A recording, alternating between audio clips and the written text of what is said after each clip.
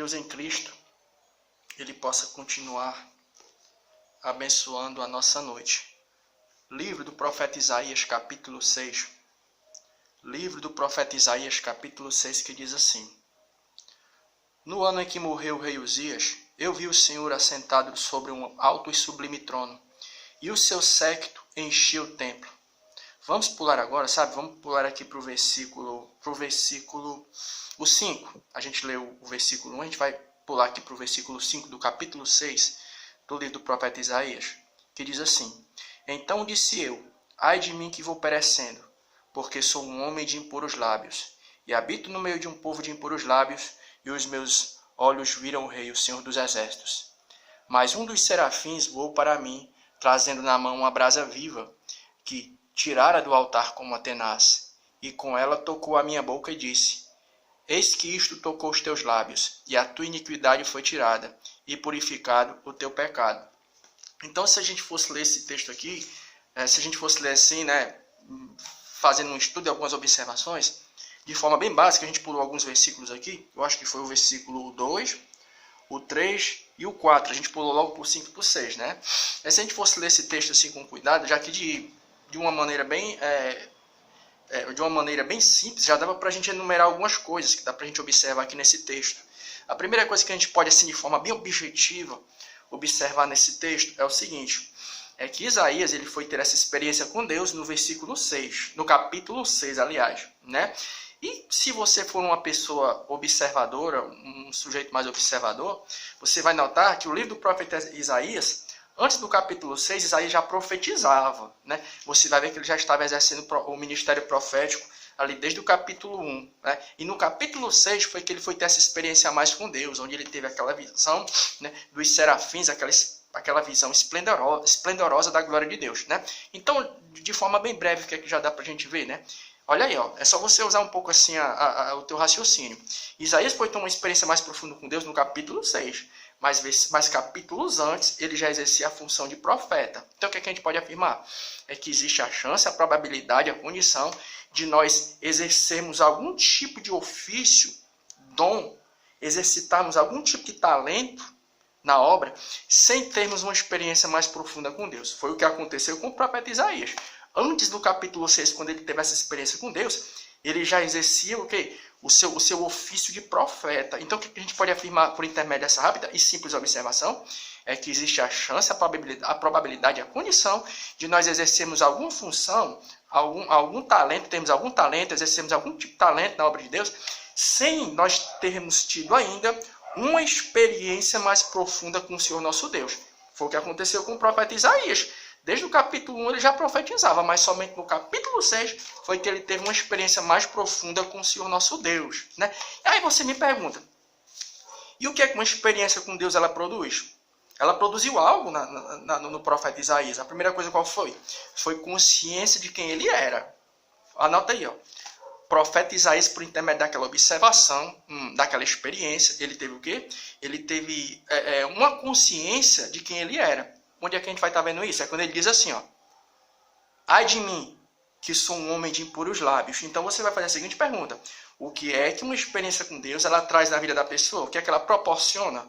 Uma consciência de quem nós somos. É impossível você ter uma experiência mais profunda com Deus sem você ter uma consciência mais elevada do quem você é. Foi o que aconteceu com o profeta Isaías. Ele teve a consciência de que ele era uma pessoa de impuros lábios. Né? A gente também não vai enumerar em que sentido ele era uma pessoa de impuros lábios. Né? A gente não vai, né? Mas ele teve essa experiência com Deus porque alguém vai fazer a seguinte pergunta: o que uma experiência com Deus ela proporciona na pessoa que tem uma experiência mais profunda com Deus? Qual é a primeira coisa? É consciência de quem nós somos. É impossível você ter uma experiência com Deus sem você ter uma consciência mais elevada de quem você é. Né? Você ter aquela sensação de... Foi o que aconteceu com o profeta Isaías. Ele teve a consciência de que ele era uma pessoa de impuros lábios. E a segunda coisa que uma experiência com Deus ela proporciona é uma consciência mais elevada do contexto em que nós estamos inseridos. Onde é que a gente vai estar vendo isso? É quando ele diz assim, ó: ai de mim que sou um homem de impuros lábios e habito no meio de um povo de impuros lábios. Ou seja, Deus mostrou para ele a condição espiritual, de que maneira as pessoas estavam ao seu redor. A condição espiritual das pessoas. Deus deu discernimento. Então, qual é a segunda coisa? que uma experiência com Deus ela pode proporcionar na vida daquela que tem uma experiência mais profunda com Deus? Primeiro, uma consciência mais elevada de quem nós somos, da nossa condição como pessoa. E a segunda qual é? Deus ele vai te dar um discernimento da situação que te circunda, da situação espiritual das pessoas que te circundam. Onde é que você vai estar vendo isso aí? Ó? Quando ele diz assim, ó, primeiro ele vai dizer, ai de mim, que sou um homem de impuros lábios, e ai de mim, que habito no meio de um povo de impuros lábios. Ou seja, Deus abriu os olhos para que ele viesse a ver a situação espiritual em que ele estava como pessoa, e Deus também deu discernimento, para ele ver a situação em que as pessoas ao redor dele estavam. Eu habito no meio de um povo de impuros lábios. E outra coisa interessante que a gente vai estar vendo aqui, qual é? Com relação à questão do profeta Isaías nessa experiência dele, é a seguinte, é que quando ele reconhece que ele era uma pessoa de impuros lábios, o que é que acontece? A Bíblia diz que nessa visão, um anjo tira uma brasa viva, com uma tenaz, né, e coloca, e naquela visão, ela toca nos lábios do profeta Isaías e purifica a iniquidade. Então, que havia na boca do profeta Isaías, e coloca ele em condição de exercer a sua função profética com mais excelência. Então, qual é a outra coisa que a gente pode ver nesse texto aqui? É que quando a gente reconhece a nossa fragilidade, no caso do profeta Isaías, qual era?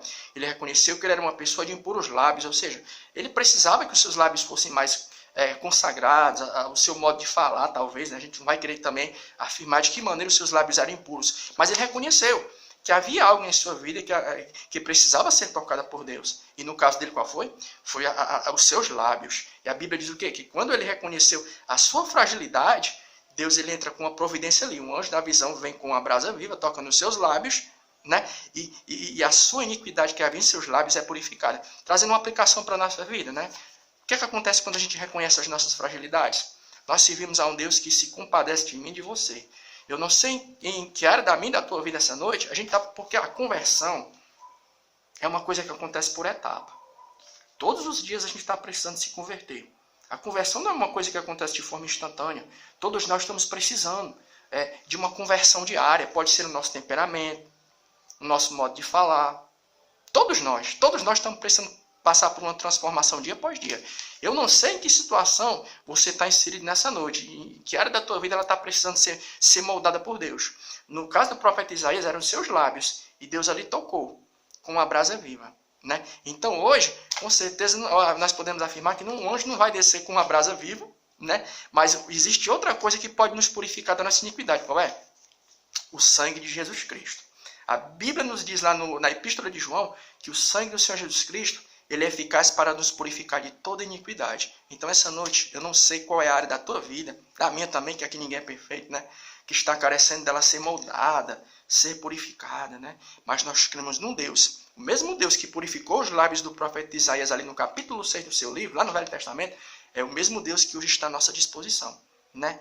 E que Deus em Cristo ele continue abençoando as nossas vidas, trabalhando no nosso temperamento, na nossa vida, porque todos nós carecemos de uma conversão diária. Mas nós não estamos só nessa batalha, não. Nós servimos a um Deus que está de braços abertos. Né? Basta a gente fazer como o profeta Isaías. Senhor, nessa noite toca no nosso temperamento, toque na área da nossa vida que está precisando ser moldada, para que o teu nome seja glorificado e nós possamos fazer a tua obra com mais excelência. Faça essa oração que o Senhor nosso Deus, com certeza, Ele vai me ouvir e te ouvir também. E que Deus em Cristo continue abençoando a nossa noite. Amém.